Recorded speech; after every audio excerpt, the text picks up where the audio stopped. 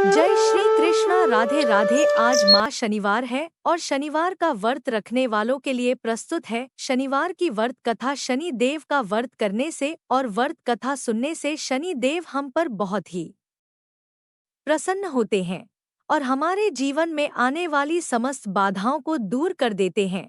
तो शनिवार के दिन काले कुत्ते को तेल से चुड़क रोटी जरूर खिलानी चाहिए। तो अब अपने सुनते हैं शनिवार की कथा शुरू करती हूँ। शनिवार व्रत कथा। बोलो शनि महाराज की जय हो। एक समय की बात है, किसी गांव में एक ब्राह्मण देवता अपनी पत्नी तथा बच्चों के साथ रहते थे। एक दिन ब्राह्मण देवता सुबह सोकर उठे तो बहुत ही चिंतित दिखाई दे रहे थे। तो अपने पति को इतना चिंतित देखकर उनकी पत्नी ने पूछा कि स्वामी, आज आप सुबह सुबह किस चिंता में डूबे हुए हैं। तो पत्नी की बात सुनकर ब्राह्मण देवता ने कहा, कोई बात नहीं, बस यूं ही थोड़ी तबीयत खराब है। लेकिन ब्राह्मण की पत्नी बहुत ही समझदार थी। वह जान चुकी थी कि उसके पति कोई ना कोई समस्या से घिरे हैं। तो उसके बार बार पूछने पर ब्राह्मण देवता ने कहा कि मैं कई दिन से एक ही सपना देख रहा हूँ कि एक व्यक्ति नीले कपड़े पहनकर आता है और मुझसे कहता है कि तुम्हें मेरी साढ़े साती लगेगी। तो यह सुनकर ब्राह्मण देवता की पत्नी ने कहा, अरे वह तो शनि देव भगवान है जो आप पर शनि की दशा लगाने को कहते हैं। अब जब भी शनिदेव आपके सपने में आए और बोले कि तुम्हें मेरी साढ़े साती लगेगी, तो आप उन्हें प्रणाम करके बोलिए कि सवा पहर से ज्यादा मत लगाइए। तो ब्राह्मण देवता ने कहा कि ठीक है, मैं ऐसे ही बोल दूंगा। दूसरी ही रात्रि को शनिदेव ने फिर से ब्राह्मण के सपने में आकर कहा कि तुम्हें मेरी साढ़े साती लगेगी। तब ब्राह्मण देव ने कहा कि हे प्रभु, मेरे में इतनी क्षमता नहीं है, मैं इतने साल तक कष्ट नहीं सह पाऊंगा। आप कृपया करके मुझ पर थोड़े ही समय के लिए लगे। तो शनिदेव ने कहा, तो ठीक है, मैं 2.5 साल के लिए लगूंगा। तो ब्राह्मण देव बोला कि नहीं प्रभु, मैं इतना भी सहन नहीं कर पाऊंगा, आप कृपया करके केवल सवा पहर तक ही लगी। तो शनिदेव ने कहा कि ठीक है, जैसा तुम कह रहे हो, मैं सवा पहर तक ही लगूंगा। तो अगले दिन प्रातःकाल होते ही ब्राह्मण देव ने अपनी पत्नी को सारी बात बताई और कहा कि मुझे शनि देव की कुदृष्टि लगी है और वह भी सवा पहर के लिए, इसीलिए मैं जंगल में जा रहा हूँ, वहीं पर पूजा अर्चना करूंगा। इतना बोलकर ब्राह्मण देव जंगल में चले गए। जंगल में उन्होंने पूजा की। जब थोड़ा सा समय बचा तो वह सोचने लगे कि इतना समय तो घर जाने में लग जाएगा, तो मुझे अब चलना चाहिए। तो यह सोचकर वह खड़े होकर घर के लिए चल पड़े। रास्ते में उन्होंने देखा कि एक खेत में तरबूज की बहुत सारी बेलें लगी हुई हैं और उन बेलों के बहुत ही सुंदर सुंदर तरबूज लगे हुए हैं। तो उन्हें देखकर ब्राह्मण देवता का मन ललचा उठा। वह सोचने लगे कि तरबूज ले चलता हूँ, घर जाकर बच्चों को दे दूंगा, कितने खुश होंगे। तो यह सोचकर ब्राह्मण ने 2 तरबूज तोड़कर अपने पास एक थैला था, उसके अंदर वह तरबूज रख लिए और खेत के मालिक को देखने लगा कि मालिक दिखाई दे जाता तो उनका मूल्य दे चलता। तो खेत का मालिक तो वहां दिखाई नहीं दिया। तो ब्राह्मण ने उसी बेल के पास में तरबूज का मूल्य रख दिया और अपने घर के लिए रवाना हो गए। तो चलते चलते जैसे ही नगर में पहुंचे तो नगर में उन्हें 2 सिपाहियों ने रोक लिया और पूछने लगे कि ब्राह्मण, तुम्हारे थैले में क्या है। तो ब्राह्मण देव ने कहा कि इसमें तो तरबूज है, मैं अपने बच्चों के लिए लेकर आया हूँ। तो सैनिकों को भरोसा नहीं हुआ तो वह कहने लगे कि खोल कर दिखाओ। तो ब्राह्मण देव ने जैसे ही खेला खोला तो देखा उसके अंदर तो नगर के राजा के दोनों बेटों के सिर कटे हुए हैं। तो यह देखते ही सैनिकों ने ब्राह्मण को बंदी बनाया और राजा के पास ले गए और बोले कि महाराज, इस ब्राह्मण ने आपके पुत्रों की हत्या कर दी है और उनके सिर अपने थैले में छुपा रखे हैं।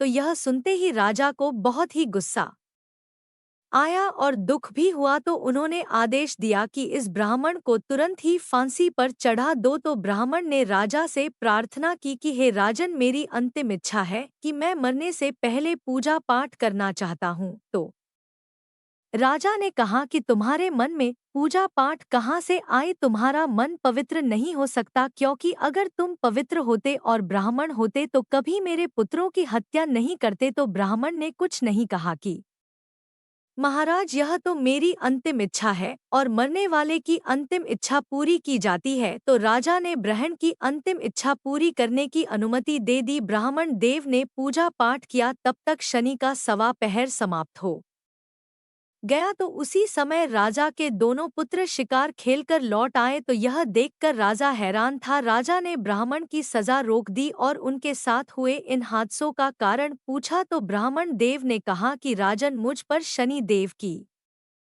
सवा पहर की दशा लगी थी, जो अब समाप्त हो गई है। तो यह सुनकर राजा ब्राह्मण से पूछने लगे कि हे ब्राह्मण देव, शनि की दशा लगे तो क्या करना चाहिए? मुझे इसके बारे में बिल्कुल भी ज्ञान नहीं है। तो ब्राह्मण देवता ने कहा कि अगर शनि की कुदृष्टि लगे तो काले कुत्ते को सरसों के तेल से चुप पड़कर रोटी खिलानी चाहिए। सामर्थ्यवान व्यक्ति को काले हाथी का या काले घोड़े का दान करना चाहिए। शनिवार के व्रत रखकर शनि देव की कथा सुननी चाहिए, इसे शनि की दशा का प्रकोप समाप्त हो जाता है। तो यह सब सुनकर राजा ने ब्राह्मण देव को छोड़ दिया। जैसे ही ब्राह्मण देव घर पहुंचे तो उनकी पत्नी ने पूछा कि स्वामी, आज आप थैले में क्या लेकर आए हैं?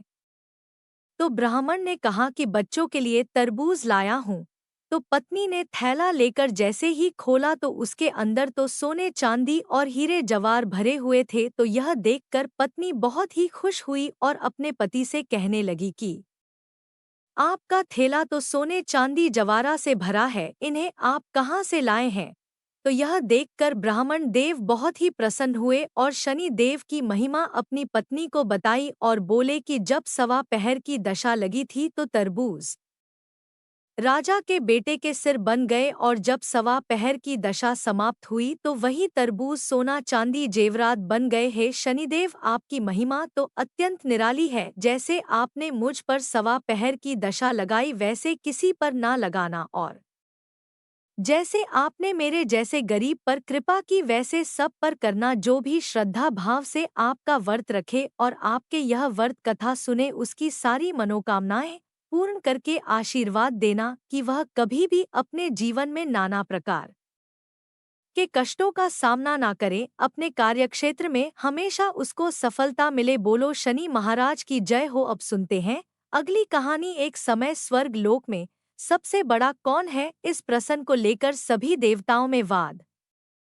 विवाद शुरू हो गया। वाद विवाद बढ़ते बढ़ते युद्ध की नौबत आ गई। तो सारे देवता देवराज इंद्र के पास पहुंचे और बोले कि हे देवराज, आपको निर्णय करना होगा कि 9 ग्रहों में सबसे बड़ा कौन है। तो देवताओं का प्रश्न सुनकर राज इंद्र उलझन में पड़ गए और कुछ देर सोचते रहे। सोचकर बोले कि हे देवगणों, मैं आपके इस प्रश्न का उत्तर देने में असमर्थ हूँ। आप ऐसा करो कि पृथ्वी लोक में उज्जैनी नगरी में राजा विक्रमादित्य का राज्य है। हम सब राजा विक्रमादित्य के पास चलते हैं, क्योंकि वह न्याय करने में अत्यंत ही लोकप्रिय है। उनके सिंहासन में अवश्य ही कोई जादू है कि उस पर बैठकर राजा विक्रमादित्य दूध का दूध और पानी का पानी अलग करने का न्याय करते हैं। तो देवराज इंद्र के आदेश पर सभी देवता पृथ्वी लोक में उज्जैनी नगरी में पहुंच गए। देवताओं के आगमन का समाचार सुनकर स्वयं राजा विक्रमादित्य ने उनका स्वागत किया। महल में पहुंचकर जब सारे देवताओं ने उनसे अपना प्रश्न पूछा तो राजा विक्रमादित्य भी कुछ देर के लिए परेशान हो उठे, क्योंकि सभी देवता अपनी अपनी शक्तियों के कारण महान और शक्तिशाली थे। किसी को छोटा या बड़ा कह देने से उनके क्रोध के प्रकोप से भयंकर हानि पहुंच सकती थी। तभी राजा विक्रमादित्य को एक उपाय सूझा और उन्होंने विभिन्न धातुओं स्वर्ण, रजत, कांसा, तांबा, सीसा, रांगा, जस्ता, अबक व लोहे के 9 आसन बनवाए। धातुओं के गुणों के अनुसार सभी आसनों को एक दूसरे के पीछे रखवाकर उन्होंने देवताओं को अपने अपने सिंहासन पर बैठने को कहा। सब देवताओं के बैठने के बाद राजा विक्रमादित्य ने कहा कि आपका निर्णय तो स्वयं ही हो गया। जो सबसे पहले सिंहासन पर विराजमान है वही सबसे बड़ा है। तो राजा विक्रमादित्य का निर्णय सुनकर शनि देवता को गुस्सा आ गया, क्योंकि शनि देवता ने सबसे पीछे आसन पर बैठने के कारण अपने को छोटा माना और छोटा जान क्रोधित हो गई और राजा से कहा कि हे राजन, तुमने मुझे सबसे पीछे बैठाकर मेरा अपमान किया है। तुम मेरी शक्तियों से परिचित नहीं हो। मैं तुम्हारा सर्वनाश कर दूंगा। सूर्य 1 राशि पर 1 महीने, चंद्रमा 2.25 दिन, मंगल 1.5 महीने, बुध और 1 महीने, गुरु 13 महीने रहते हैं। लेकिन मैं किसी राशि पर 7.5 वर्ष तक रहता हूँ। बड़े बड़े देवताओं को मैंने अपने प्रकोप से पीड़ित किया है। राम को 7.5 के कारण ही वन में जाकर रहना पड़ा। रावण को 7.5 के कारण ही युद्ध में मृत्यु का शिकार बनना पड़ा। उसके वंश का सर्वनाश हो गया है। राजा, अब तू भी मेरे प्रकोप से नहीं बच सकेगा। राजा कर्मादित्य शनि देवता के प्रकोप से थोड़ा व्यथ हो गए, लेकिन फिर उन्होंने मन में विचार किया कि जो मेरे भाग्य में लिखा होगा वही होगा। फिर शनि के प्रकोप से भयभीत होने की तो कोई जरूरत नहीं है। उसके बाद अन्य ग्रहों के देवता तो प्रसन्नता के साथ वहां से चले गए, लेकिन शनि देव बड़े ही क्रोध के साथ वहां से विदा हुए। राजा विक्रमादित्य पहले की तरह ही न्याय करते रहे। उनके में सभी स्त्री पुरुष बहुत ही आनंद से अपना जीवन यापन कर रहे थे। कुछ दिन ऐसे ही बीत गए। उधर शनि देवता अपने अपमान को नहीं भूले थे। राजा से बदला लेने के लिए एक दिन शनि देव ने घोड़े के व्यापारी का रूप धारण किया और बहुत से घोड़ों को साथ लेकर उज्जैनी नगरी पहुंचे। राजा विक्रमादित्य ने राज्य में किसी घोड़े के व्यापारी के आने का समाचार सुना तो अपने असफपाल को कुछ घोड़े खरीद कर लाने के लिए वहां पर भेज दिया। जैसे ही राजा के आदेश पर असफपाल वहां पर जाकर घोड़ों को देखा तो वह बहुत ही खुश हुआ, लेकिन घोड़ों का मूल्य सुनकर उसे बहुत ही हैरानी हुई। घोड़े बहुत कीमती थे। अवपाल ने वापस लौटकर राजा को इसके बारे में बताया तो राजा स्वयं वहां पर गए और एक सुंदर और शक्तिशाली घोड़े को पसंद किया। घोड़े की चाल देखने के लिए राजा उस घोड़े पर सवार हो गई। जैसे ही राजा उस पर सवार हुए तो वह घोड़ा बिजली की गति से दौड़ पड़ा और तेजी से दौड़ता हुआ राजा को एक दूर जंगल में ले गया और फिर राजा को जंगल में ही गिराकर स्वयं कहीं गायब हो गया। राजा अपने नगर को लौटने के लिए जंगल में भटकने लगे, लेकिन उन्हें कोई भी रास्ता नजर नहीं आ रहा था। राजा को भूख और प्यास लग गई थी। भूख और प्यास से बेहाल राजा जंगल में भटकते रहे। भटकते भटकते उन्हें एक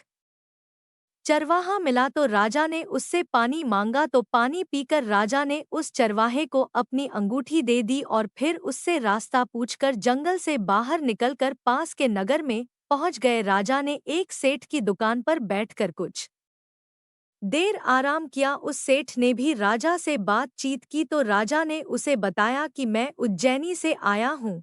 राजा के कुछ देर दुकान पर बैठने से सेठ जी की खूब बिक्री हुई तो सेठ जी ने राजा को बहुत ही भाग्यवान समझा और उसे अपने घर भोजन के लिए ले गया। सेठ के घर में सोने का एक हार खूंटी पर लटका हुआ था। राजा को उस कमरे में अकेला छोड़कर शेर जी कुछ देर के लिए बाहर आ गई और राजा भोजन करने लगे। तभी एक आश्चर्यजनक घटना घटी कि राजा के देखते ही देखते सोने के उस हार को खूंटी निगल गई। सेठ ने कमरे में लौटकर हार को गायब देखा तो सोचा कि इसी आदमी ने इस हार को चुराया है, क्योंकि उस समय राजा उस कमरे में अकेला ही था। तो सेठ ने अपने नौकरों से कहा कि इस परदेसी को रस्सियों से बांधकर नगर के राजा के पास ले चलो। तो सेठ के नौकर उसे रस्सियों से बांधकर राजा के पास ले गए। राजा ने विक्रमादित्य से हार के बारे में पूछा तो विक्रमादित्य ने कहा कि मेरी नजरों के सामने देखते ही देखते खूंटे ने हार निगल लिया। तो इस पर राजा को बहुत ही क्रोध आ गया और चोरी करने के अपराध में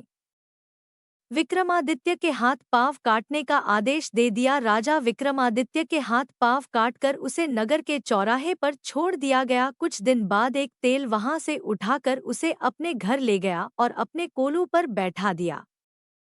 राजा आवाज देकर बैलों को हकता रहता तो राजा विक्रमादित्य इसी तरह तेली का बैल चलाता रहा। राजा को भोजन मिलता रहा। शनि के प्रकोप की 7.5 पूरी होने पर वर्षा ऋतु प्रारंभ हुई। राजा विक्रमादित्य एक रात में मल्हार गा रहा था, तभी नगर के राजा की लड़की राजकुमारी मोहिनी रथ पर सवार होकर उस तेली के घर के आगे से गुजरी। उसने जैसे ही मेघ मल्हार सुना तो उसे बहुत ही अच्छा लगा और दासी को भेजकर गाने वाले को बुलाकर लाने को कहा तो दासी ने लौटकर राजकुमारी को बताया कि राजकुमारी वह तो अपंग आदमी है। तो राजकुमारी उस मेघ मल्हार पर तो बहुत मोहित हो गई थी, वह तो उससे शादी करना चाहती थी। उसे सब कुछ पता चल गया कि वह आदमी अपंग है, तो भी उसने कहा कि मैं तो उसी आदमी से विवाह करूंगी। जब राजकुमारी के माता पिता को इस बात का पता चला तो वे तो हैरान रह गई। राजा को लगा कि उसकी बेटी पागल हो गई है, तो रानी ने मोहिनी को समझाया कि बेटी, तेरे भाग्य में किसी राजा की रानी होना लिखा है, फिर तू उस अपंग आदमी से विवाह करके अपने पांवों पर क्यों कुल्हाड़ी मार रही है। और राजा भी कहने लगे कि बेटा, तेरी सुंदर राजकुमार से शादी करवाऊंगी। लेकिन राजकुमारी ने तो अपनी जिद नहीं छोड़ी। वह अपनी जिद पूरी कराने के लिए उसने भोजन करना छोड़ दिया और अपने प्राण त्याग देने का निश्चय कर लिया। तो आखिर राजा और रानी को विवश होकर अपंग विक्रमादित्य से राजकुमारी का विवाह करना पड़ा। विवाह के बाद राजा विक्रमादित्य और राजकुमारी ली के घर में रहने लग। उसी रात स्वप्न में शनिदेव ने राजा से कहा कि राजा, तुमने मेरा प्रकोप देख लिया है, मैंने तुम्हें अपने अपमान का दंड दिया है। राजा ने शनिदेव से क्षमा करने को कहा और प्रार्थना की कि हे शनिदेव, आपने जितना दुख मुझे दिया है और किसी को ना देना। तो शनिदेव ने कुछ देर सोचते हुए कहा कि हे राजा, मैं तेरी प्रार्थना स्वीकार करता हूँ। जो कोई स्त्री पुरुष मेरी पूजा करेगा, शनिवार को व्रत रखकर मेरी कथा सुनेगा, उस पर मेरी अनुकंपा बनी रहेगी, उसे कोई दुख नहीं होगा। शनिवार को व्रत करने और चींटियों को आटा डालने से मनुष्य की सारी मनोकामनाएं पूर्ण होंगी। तो इस तरह कहकर शनि देव अंतर्ध्यान हो गए। प्रातःकाल राजा विक्रमादित्य की नींद खुली तो अपने हाथ पांव देखकर राजा को बहुत ही खुशी हुई और उन्होंने मन ही मन शनि देव को प्रणाम किया। राजकुमारी भी राजा के हाथ पांव सही सलामत देखकर आश्चर्य में डूब गई। तब राजा विक्रमादित्य ने अपना परिचय देते हुए शनि देव के प्रकोप की सारी कहानी कह सुनाई। जब सेठ जी को इस बात का पता चला तो वह दौड़ता हुआ तेली के घर जा पहुंचा और राजा के चरणों में गिरकर क्षमा मांगने लगा। तो राज ने उसे क्षमा कर दिया, क्योंकि यह सब तो शनि देव के प्रकोप के कारण हुआ था। सेठ राजा को अपने घर ले गया और फिर से उसे भोजन कराया।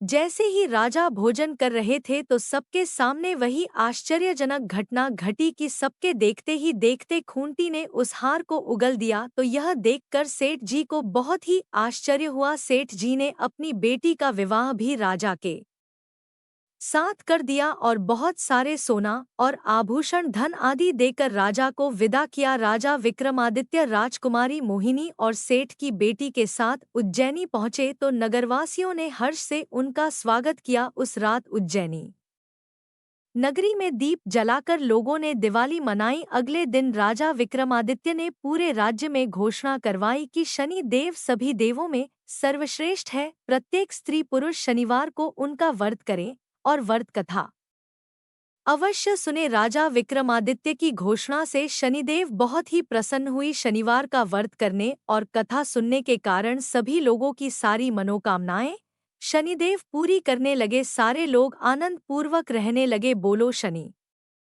महाराज की जय हो। तो अब सुनेंगे अपने लपसी और तपसी की कहानी, जो हर कथा के अंत में जरूर सुननी चाहिए। बोलो लपसी तपसी की जय हो। लपसी और तपसी की कहानी। एक लपसी था, एक तपसी था। तपसी हमेशा भगवान की तपस्या करता था, लेकिन उसे चोरी करने की आदत थी। लपसी हमेशा सवा शेर की लापसी बनाता और पहले भगवान को भोग लगाता, उसके बाद में स्वयं भोजन करता। दोनों भाइयों का यही नियम था। तो एक दिन कोई बात को लेकर दोनों में कहासुनी हो गई।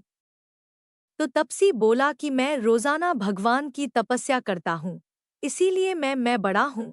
तो लपसी बोला कि मैं रोज भगवान को सवा से लापसी का भोग लगाता हूँ, इसीलिए मैं बड़ा हूँ। ऐसा कहते हुए दोनों जोर जोर से लड़ने लगे।